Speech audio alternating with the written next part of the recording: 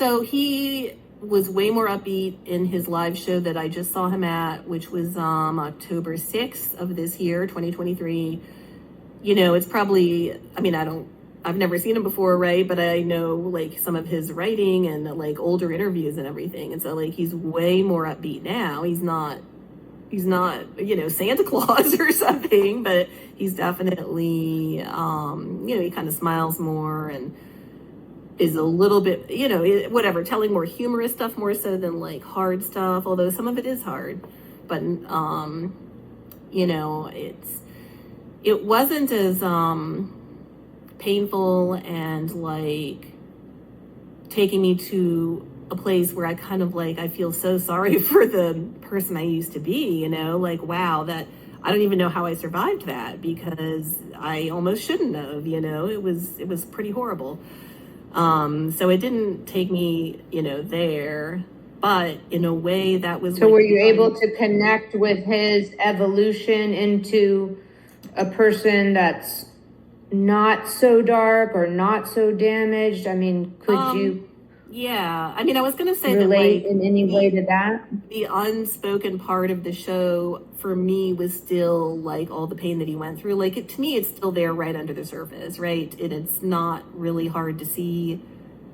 It's just that he's sort of better at, I don't know, like presenting himself in a way that doesn't like bombard you with it in a negative way, but I still feel that it's all there, you know, like it hasn't gone away. It's just like he's handling it a little better.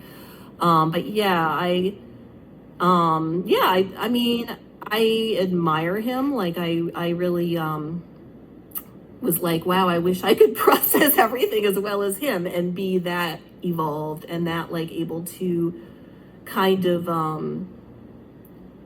not joke about it. I mean, I wouldn't say but you know, he talks a lot about his mom in the show. And I know he has really like, you know, complicated feelings about her and they're mostly negative, you know, which is similar for me.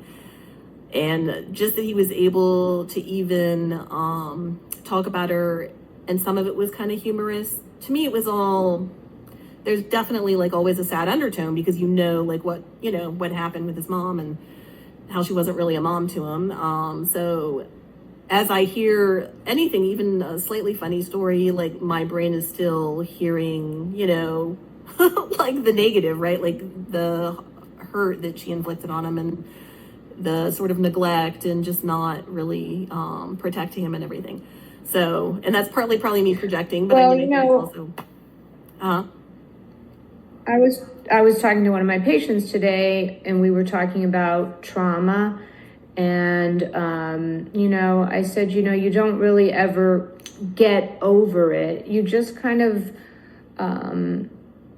learn to live with that truth, you know, and I think when we're younger, we feel very damaged, we feel very scarred, and that type of trauma can play a big role in the way you think, the way you feel, the way you act.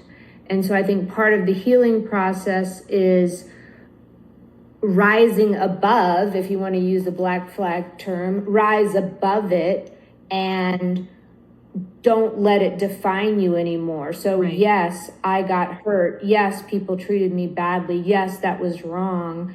But it doesn't have to define me anymore.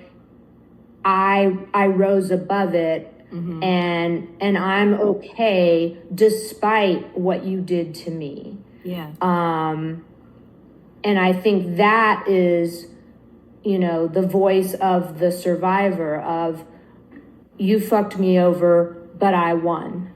Mm-hmm. Yeah.